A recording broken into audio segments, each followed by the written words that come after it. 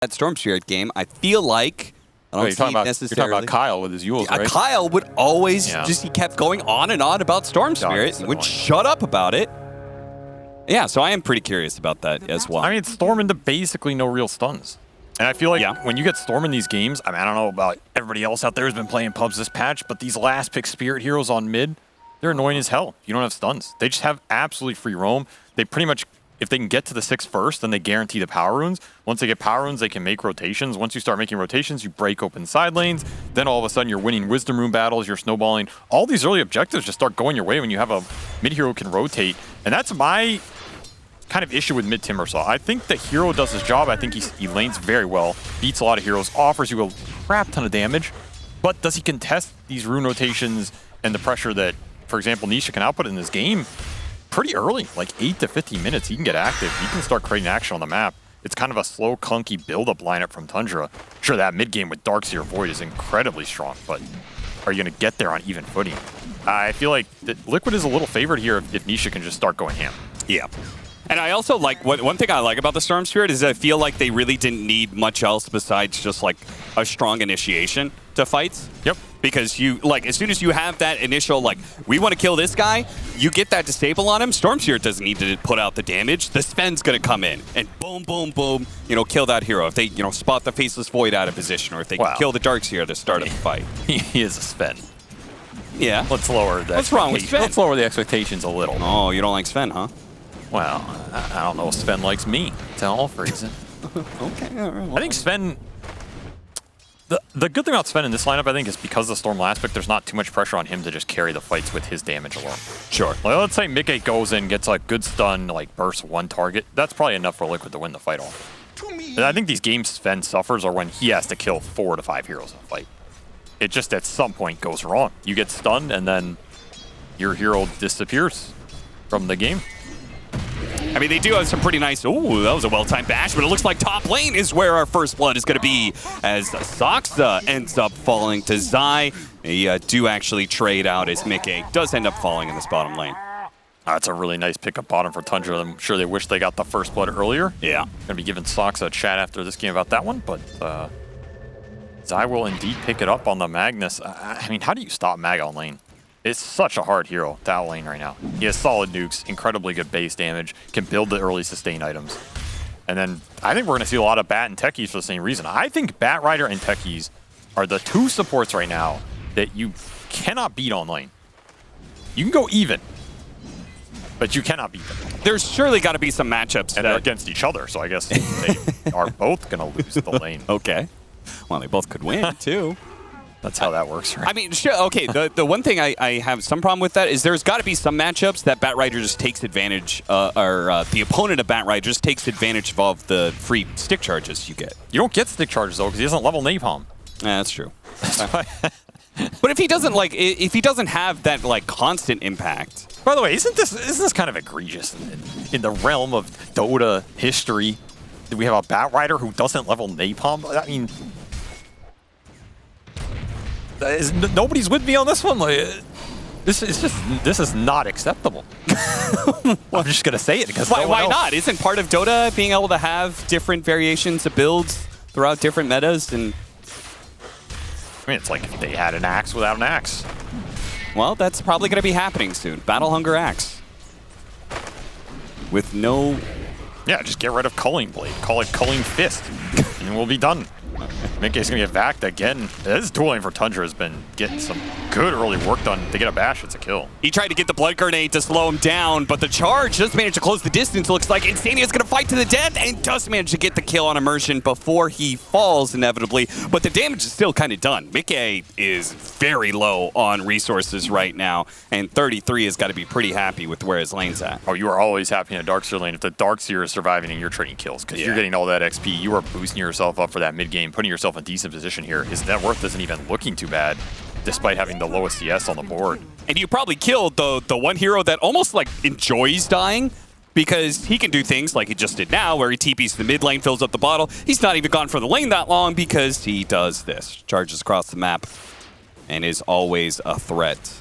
I'm a big fan of Spirit Breaker right now. I think this hero, both core and support, is pretty damn powerful. Oh, he's really strong. You have to think about this hero in your draft. If you get it later like Tundra did, where there's not a lot of dispels, no tornadoes, no purges, nothing like this to deal with bulldoze in the fights, he just has free reign. And he becomes an absolute menace. He gets a crap ton of farm. He can start shoving waves. He lets you control the map a lot better. That is something that Liquid's lineup does not really deal with here. I mean, you can never deal with everything in a draft. But I do feel like Immersion has a pretty damn good Spirit Breaker game here. He has the Darks here to buff him up as well. He's their big stun, so he has to have a good game in order for them to potentially lock down Nisha at some point, who is almost level 6. This is the window you can punish him.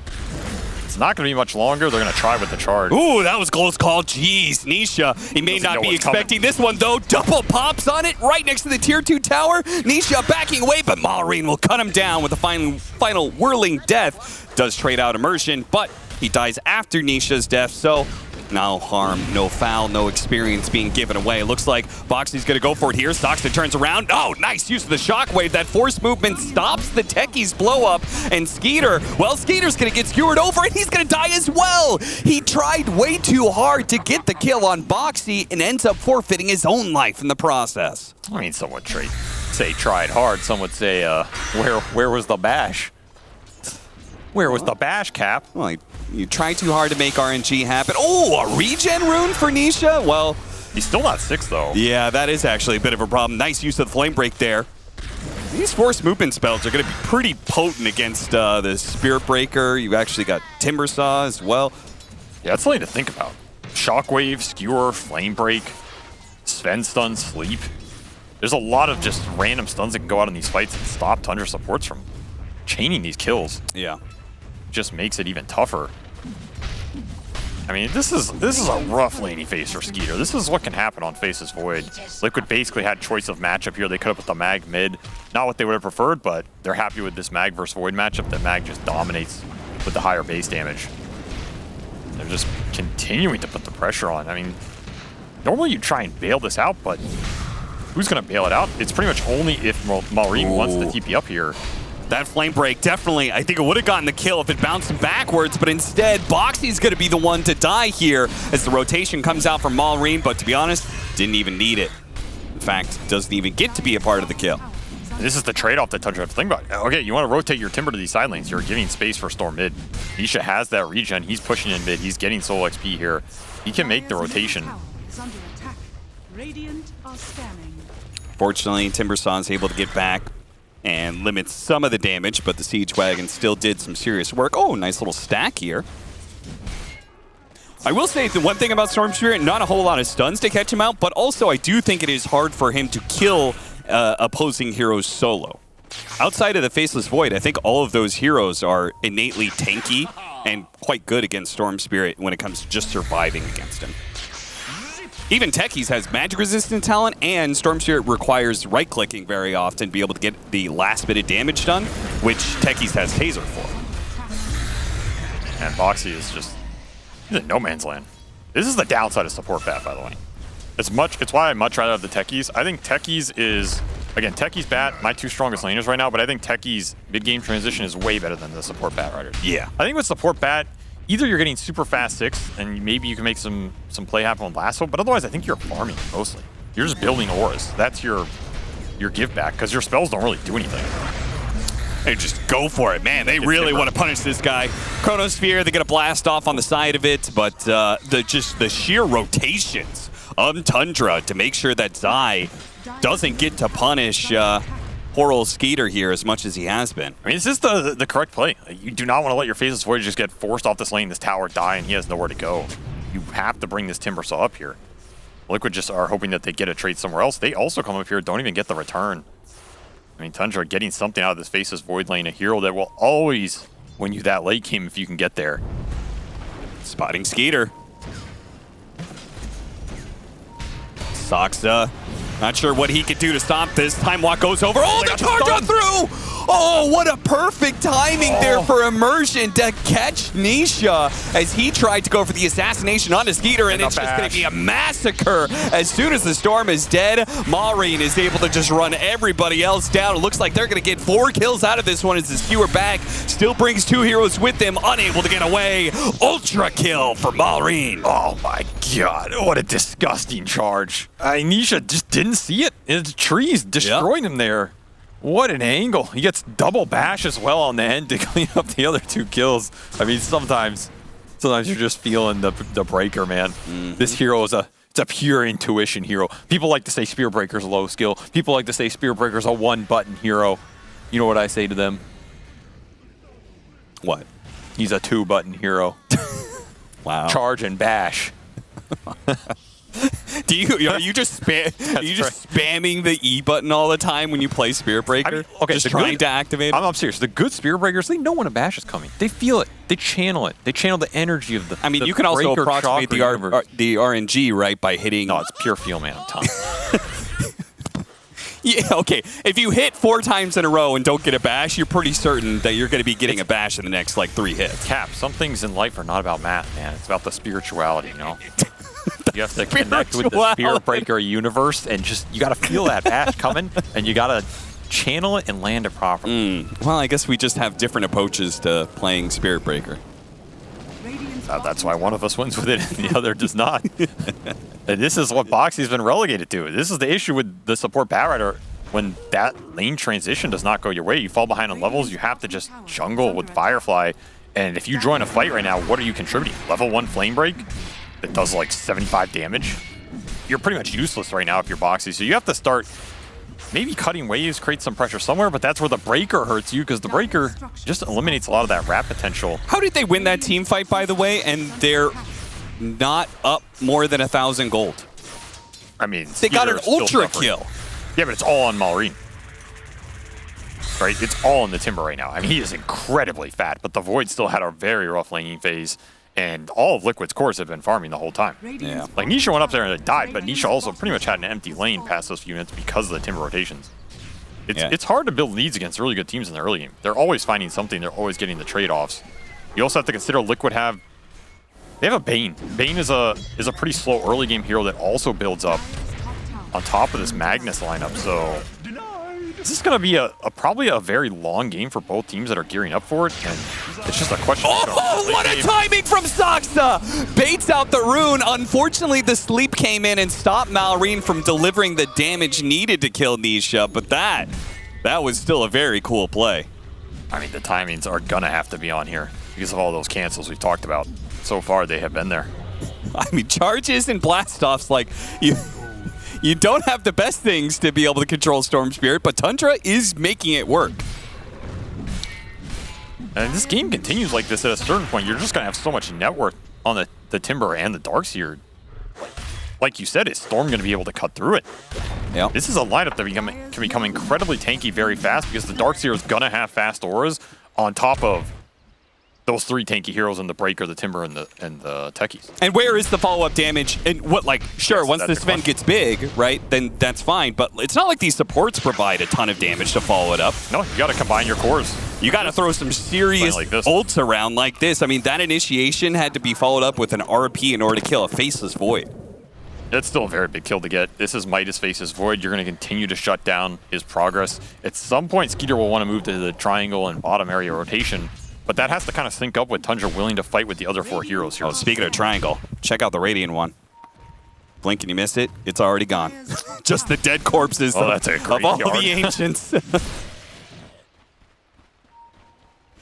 So Mickey gets even bigger. Look at all the camps they've stacked there. I mean, there's your answer to how Liquid is keeping this an even game. That was a lot of dead Thunderhides. Yeah. Dead Thunderhide for it's like every dead North American team I've seen over the years. It's just a graveyard of careers. I mean, you got to start flaming NA day 1, right? I mean, yeah, you got to set the expectation. I mean, if there's one thing that makes me think of NA Dota, it's 2 European powerhouses going at each other right here. That is, that's NA just randomly catching strays for no reason. Exactly. There's nothing that brings it out of all of us as Baki. I mean, you got 2 North American coaches. There you go. That is true, actually. Yeah, that is something to think about. AUI and Blitz, very veteran NA players here, leading these Europeans with that great American leadership. Yes. Those who cannot teach. Well, those who cannot teach, commentate. So glad to have you here, Avery. I think that was uncalled for. Yeah, maybe like your shots against NA, uncalled for. No, those are pretty called for. 7-11, Tundra on the hunt for a fight right now, but not able to, again, lock down some of these heroes. It's an issue, especially if you're starting the fight during daytime. Maybe there's some ward vision. I mean, this is that group up with the Darkseer aura timing. This is your early Crimson Guard. They gain a huge amount of the mag and the spend damage. Even some of the Storm in the fight. They do have some magic hybrid, but it's not a lot to push through this right now. That's why Tundra are looking for the 4-on-4, the 4-on-5, that Skeeter can come in and join after the fact. That Chrono is just going to clean up the fight if it happens in that type of sequence. They know Timber's the strongest hero on the map right now. He is 8-0. Incredible start from Maureen at this tournament for this team. But you got to keep being able to find this momentum. And right now, like you said, lack of stuns. Boxy, that is bold. That is very running bold. back into this fight and immediately dies for it. They do manage to get the Fiend's Grip with a Timber Saw, but a tanky hero that will not die fast enough. Insania is going to be left behind. I mean, Liquid having a totally wrong idea of what was going on here. I mean, we have full vision and everything, but we're talking about how Tundra wants a team fight right now. When they miss that initiation, it's not time for you to turn around. It's time for you to go farm somewhere else. Yeah, there's no way Liquid want to be taking these skirmishes unless all of their cores are ready to join, because that's where all the damage is. Your supports are not offering you anything in terms of these core pickoffs.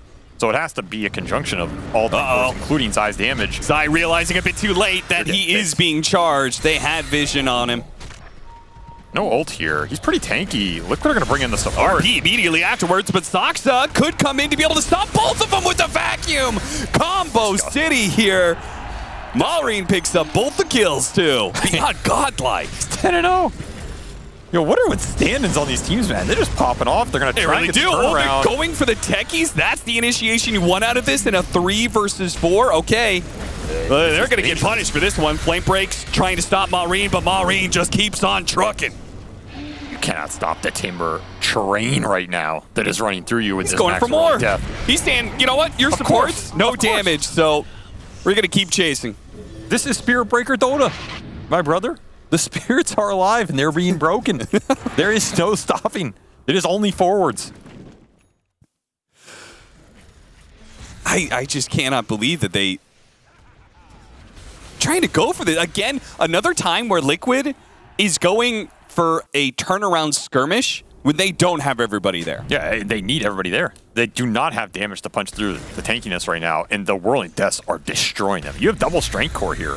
It's so much goddamn damage, even in these open areas. Yeah. I mean, you have Max and Feeble, which has been lowering the cast range on a lot of these, but, I mean, lowering a Spirit Breaker old cast range is not doing you much right now. The Timber Chain is annoying, but when he's just getting surged at you, it's kind of counteracting that a bit too. Yeah. Allring has help to just close the gap and shred you. This lineup is disgusting in the mid game right now, and Tundra hitting their strides. That early game punish not enough from Liquid on the lanes. And they are feeling the pain right now as even Skeeter starts to get involved. And this is the terrifying part about Tundra's lineup. They have a lot of lane shove between the Darkseer and the Timber. The Breaker's going to pick you off. You know Sox is going to be farming. And the whole time this is happening, oh yeah, there's a Faceless Void somewhere. Nightmare to stop him. Nisha bouncing back and forth. The Cobalt. Run. Run, son. Cobalt will be mowed down. Meanwhile, Mickey's in some trouble. Skeeter. He still has the Chronosphere ready to use, so as the heroes come in, oh, he didn't quite get Nisha, but Nisha is going to be gone by both the Spirit Breaker and the techies once again. The control is somehow there. The blast off and charges are working against this Storm Spirit to a degree that I feel like maybe it just shouldn't, but by God, Tundra's doing it. I mean, this is looking like an early morning match for Liquid. I don't know. Yeah. They're giving some coffee or something. It's just not in sync. The jumps are not there, and meanwhile, Immersion and Maureen came to play, I'll tell you that much. They're destroying this game. Got something to prove, that's for sure. I mean, we have both Immersion and Maureen. I mean, this is a debut for them on this squad to stand in that, you know, like, especially I think Maureen, a lot of potential there, but maybe just hasn't been able to see it through just yet.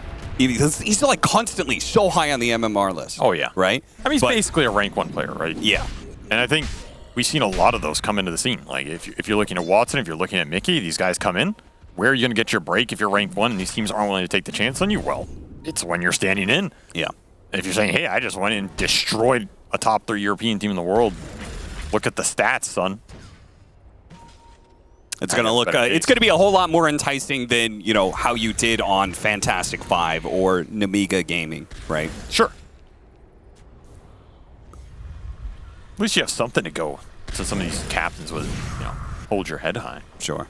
Because they probably flamed you in pubs. Radiant's bottom tower is under attack. That's just kind of the way. Trying to play for the runes, and it's still grabbed by Immersion in time. Shrugging off all of those disables pretty quickly. And Nisha's going to have to make a long zip away and probably TP out with the way they have so much control over here of the map. Maybe not the best stuns and things, but they can just constantly run back and forth through the map trying to find you. And Malrine just went second item Ags here. So he is absolutely unkillable in this game. He has Pipe and Crimson behind him. He has 3,000 HP plus that Ags activation that they don't have a Dispel for. Again, lack of Dispel here for Liquid is going to open this up along with all of the Darksteel spells, all of the Bulldoze coming out from the Spirit Breaker. There's a lot you wish you had Dispel for in this lineup that hurts you in these mid-game fights. Yeah, where's the Yule's Storm Spirit, You almost kind of won something like that, even though nobody goes that build anymore. And it's still on the ground. They didn't pick it up, so that's true. Not going to have it for this game, and they're not going to have the Tormentor either. Going to be taken and given to the techies. Okay, Shark. Another thing I like about this axe for Timbersaw, it protects his beyond godlike streak that he has right now. So he is a big old piggy bag full of gold. Yeah, but it caps to 10. Yeah. But if he never dies, he never gives that gold to them. Also, I was the one who told you to cap the 10. So? You just turn it back around on me in these casts? Like, nobody listened to the other cast, so now I'm going to teach cap things. I mean, I assume no one listens to you. Yeah, you think they're all just tuning in for Avery? Never know. Anything's possible. Smoke across, 8,000 net worth lead for Tundra.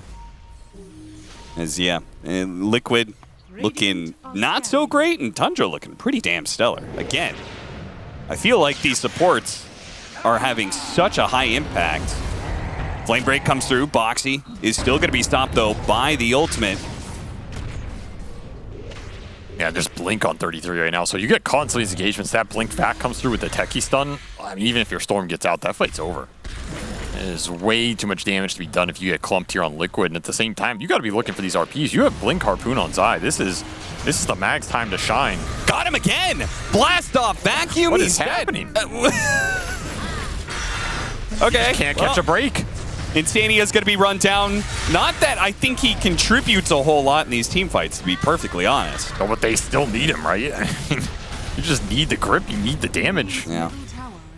I mean, I think they're waiting. The BKB is closing in for Mickey. I think that's the last stand for Liquid. You got to get a, BKB, RP, just, cleave through 3 or 4 heroes. Yeah. That's your only way to turn this game around. It's not going to get easy. The late game is insane here for Tundra. That is where the Faceless Void shines for them. He's just the insurance in the bank right now. This hero is an incredibly good matchup for Sven in most of the history of Dota. I mean... Why is that? Just Chrono. Okay. Right?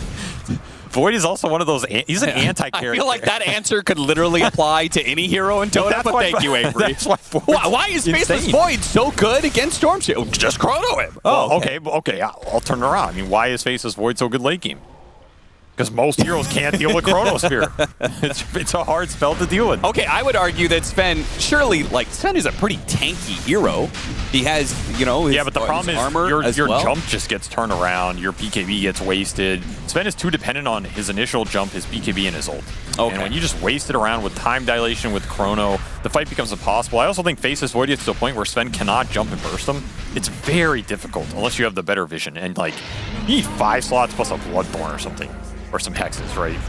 Void just gets extremely tanky. You can get a backtrack talent. You can get double Chrono with a Refresher Shard. Oh, yeah. If you get to level 25 and one of the 5 crucial hits you get in a team fight gets backtracked, then, It's a very tough matchup for Sven. And generally, Sven won't beat other carries unless he's ahead anyway, which Mickey has just not been this game. There's Uriel Scepter.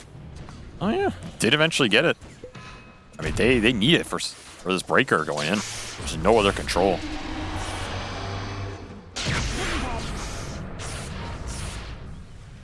It's way too tanky. This is a question for Liquid. I mean, who do you want to find? Who do you want to jump? It's got to be 33. They're going to run into him, but not fast enough. I feel like you have to find Darkseer. Or start getting some skewers. Nice. Are you killing him here? Skewer back. If he gets off the Aghanim Scepter, it's all over.